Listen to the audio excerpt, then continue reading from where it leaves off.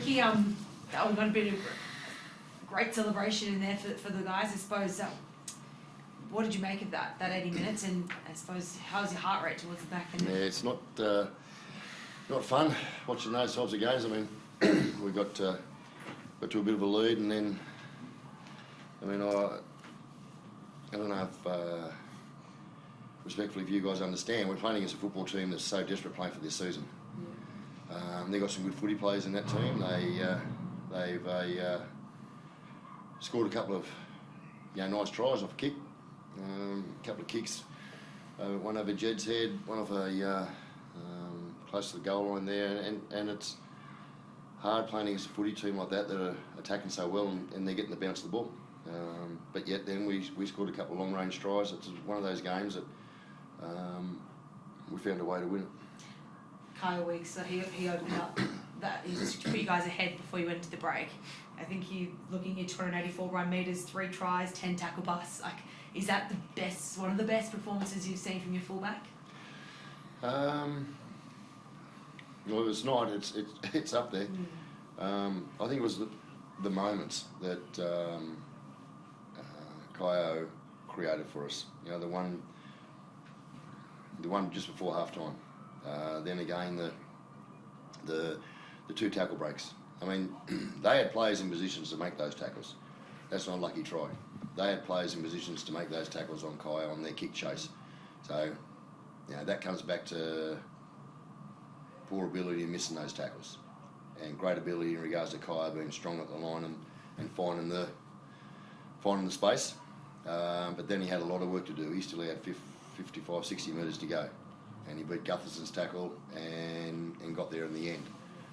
That was, from an individual piece of brilliance, that was right up there. And he's a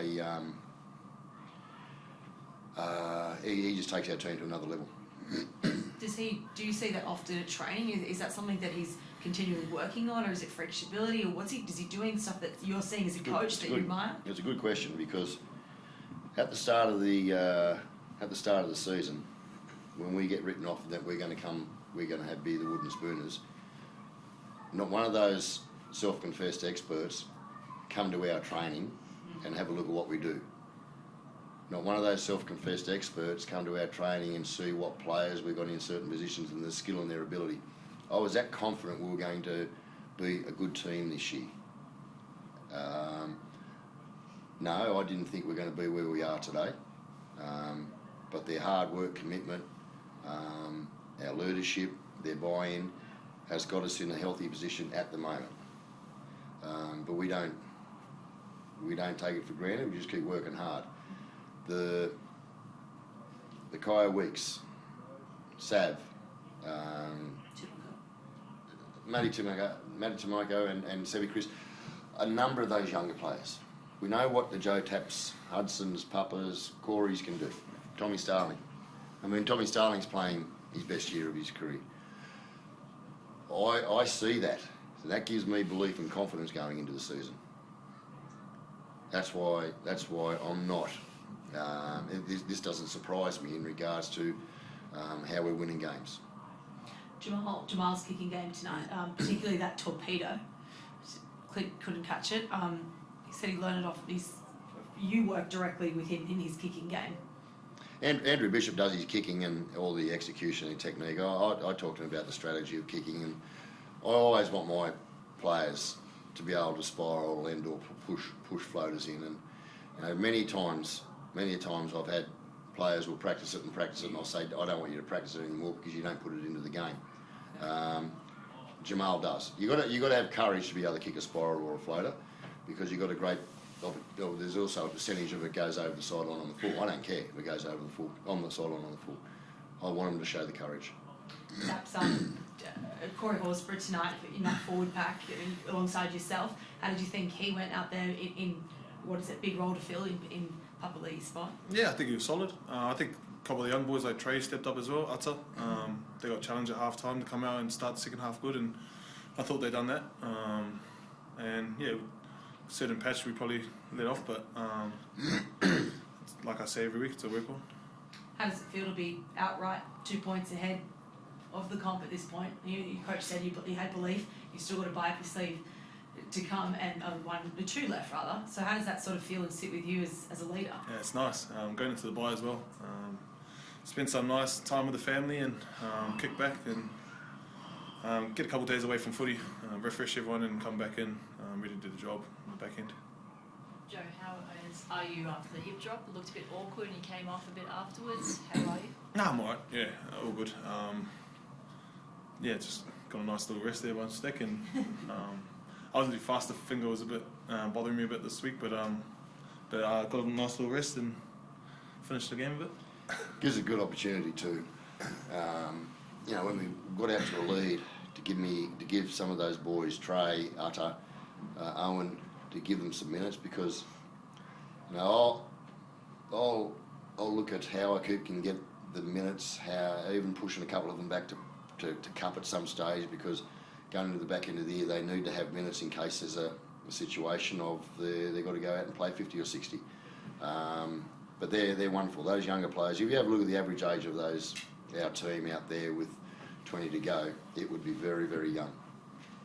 So Ricky, you just mentioned there the Dragons fighting for their spot there. Do you put it more on them being that desperate player, that really, roll the dice type play, or was it more you guys kind of taking your foot off the pedal a bit there at the back end? Where do you reckon we took the foot off the pedal? Sorry, poor choice of words. Yeah, and probably poor question too when you asked Shane about his son. I think it's a disgrace how you guys in the media are just absolutely bashing the kid publicly. I said you guys in the media. Okay. And you asked a question there about his booing. I mean, honestly, I've got a son playing, and that's my biggest fear. You people, not him, but the media. The way he's been portrayed in the media at the moment, that poor kid. And I went up to him and I grabbed him after the game and took him aside and spoke to him. I've known him since he's been a little boy. He was the lead tonight. He led the charge in regards to getting that team back into that game.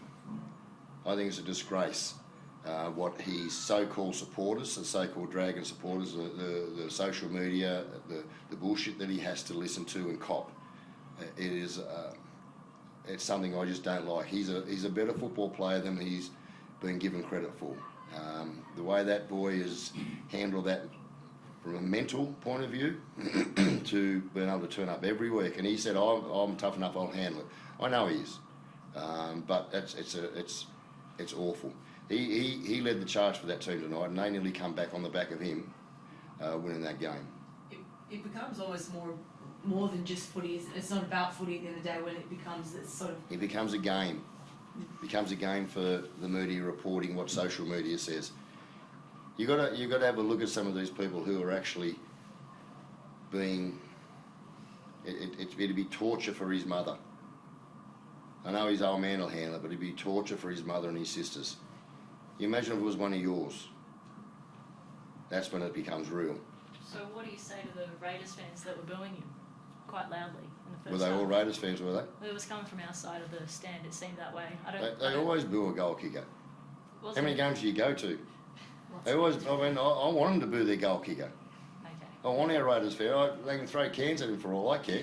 I want them to boo a bloody goal kicker. Okay. That's their job. I've been out at Seaford Oval where the cars were there, and I mean, there wasn't a car there blowing a horn at the bloody opposition goal kicker. Anyhow, thank you.